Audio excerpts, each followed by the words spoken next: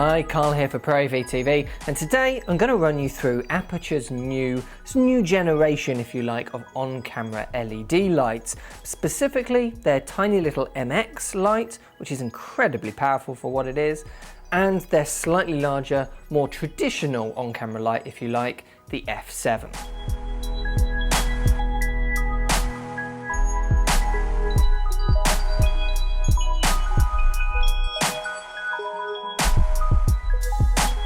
So first, let's take a look at the little MX light. They call this a successor to their previous M9 light, which was another tiny little light like this, which I really liked. But the MX has definitely got an awful lot of improvements over the M9. If you're used to that light, the first thing you'll notice is that the physical dimensions mostly are quite similar, apart from its width. This is a lot thicker, it's about twice as thick and about 2 centimeters thick. It's also a lot heavier. The reason it's thicker and heavier is this red bit on the back. It's one huge heatsink, and that is very much needed because this is a really bright little LED. It's way brighter than the M9 was before it. When we measured the M9, it gave us lux scores of about 127 lux at 1 meter. So you can see from these scores here that we'll bring up on screen now, the MX is hugely brighter at the same distance away. And it's also very color accurate. Notice scores of 99 TLCI effectively, which is just brilliant for a little light like this. I absolutely love small lights like these because you can basically leave them in your camera bag and you barely notice that they're there when you don't need them. And when you do need them, they're really handy, really handy indeed. I see a lot of people using these as catch lights for people's eyes. I see a lot of people hiding them in the background or booming them or clamping them to the ceiling in small spaces as a backlight for subjects. There's just so many different uses for a tiny little LED like these. So having one that's much brighter gives you a lot more flexibility, particularly if you're wanting to hide them in the background or use them as a backlight. Things like that, you sometimes need quite a bit of brightness and quite a bit of juice from your little light. It's all run off a built-in battery, and that's charged from a USB-C slot on the side. And the built-in battery lasts for about an hour at full brightness or 4 hours at minimum brightness. So it's not quite as long as the M9 was before it, because obviously it's much more powerful, but that should be plenty long enough for most types of uses. It comes with a built-on diffuser on the front. I reckon most people are going to leave that on pretty much all the time. I don't see why people, I mean, it does get a lot brighter without it on, but you get much more cross shadows and it's a much harsher light. I recommend most people should keep that diffuser on most of the time. The controls on top are very straightforward. The only thing that's slightly out of the ordinary is the little booster button. This is a temporary boost for the light and it gives it about an extra 20% of brightness. The reason that they haven't just made it a brighter light with that same technology is that this could potentially damage your LEDs and mean that your light has a shorter life cycle. So definitely shouldn't overuse that, but it's fantastic to have it there just as a little boost to get you out of trouble when you need that tiny little bit of extra light. Overall, really lovely little light, nice 1/4 inch thread so that you can mount it anywhere you want. I see this being fantastic for pretty much any type of people working in the industry here. I think you should just get one of these and keep it in your camera bag at all times. I think I will.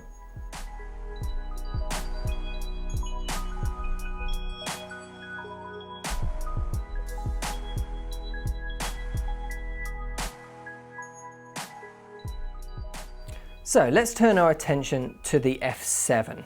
This, at first glance, is a much more traditional on-camera LED. You've got normal array of tungsten and daylight bulbs on the front, no real diffusion on it to get a lot of punch, and a very simple interface on the back with a Sony NP-F battery slot. Nothing new there, looks like most other on-camera LEDs on the market.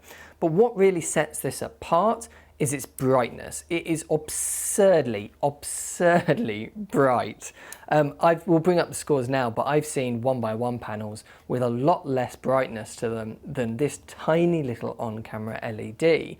And note another TLCI score of 99. These are both very, very color accurate lights, which really shows that Aputure really do care about the color performance of their panels, which is just great to see. So let's run you through some of what they've changed with this light. Firstly, it's very, very lightweight. It's only 260 grams compared to 280 grams on the MX. So although it's a lot bigger than the MX, they're very similar weights. Now, of course, it doesn't have a built-in battery. It relies on Sony ones, so you do need to factor in the weight of your battery as well. But you've got several other flexible power options. You've got a USB-C port on the side for either powering off mains or maybe off of a USB battery bank like this one we've got here from GP.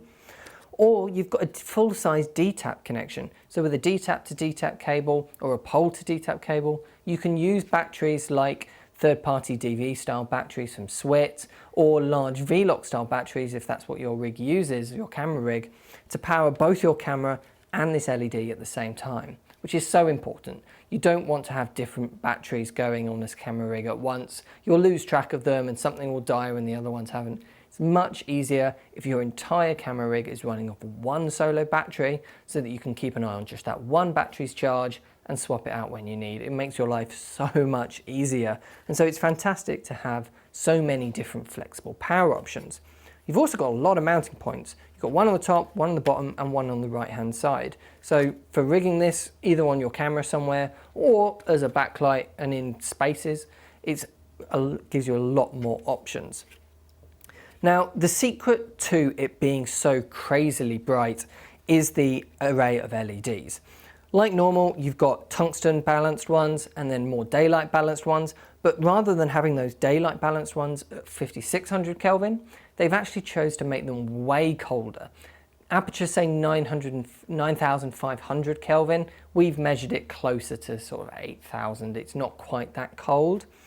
But what that does mean is that the sweet spot in between the two ranges, when all of the LEDs are on at max brightness at the same time, is almost dead on 5600 Kelvin, which is why when it's set to daylight, it is so absurdly bright. So that's why it's so bright, but it also gives you that little bit of extra coolth up at the high end of it, so that you could use that for more stylistic looks, a little bit of a bluer look to your light, maybe to simulate moonlight, something like that, or maybe just for a stylized effect. You never know, it's nice to have. But the main advantage of this is definitely the brightness. And it's worth mentioning just how well packaged both of these lights from Aputure are. They come with a nice case, they come with all the accessories that you need. For such competitively priced products, Aputure really do put a lot of attention and care to detail into their packaging and the accessories and their design of their lights overall. I think these are really fantastic solutions for on-camera lights, and not really even on camera, just small LED panels that are convenient and you can carry with you really easily. I really like these. But let me know what you think of them in the comment section down below, and if you want to buy either of these lights, they're of course available on the ProV website. Links to them are in the description down below. Thank you so much for watching, and I'll see you in the next one.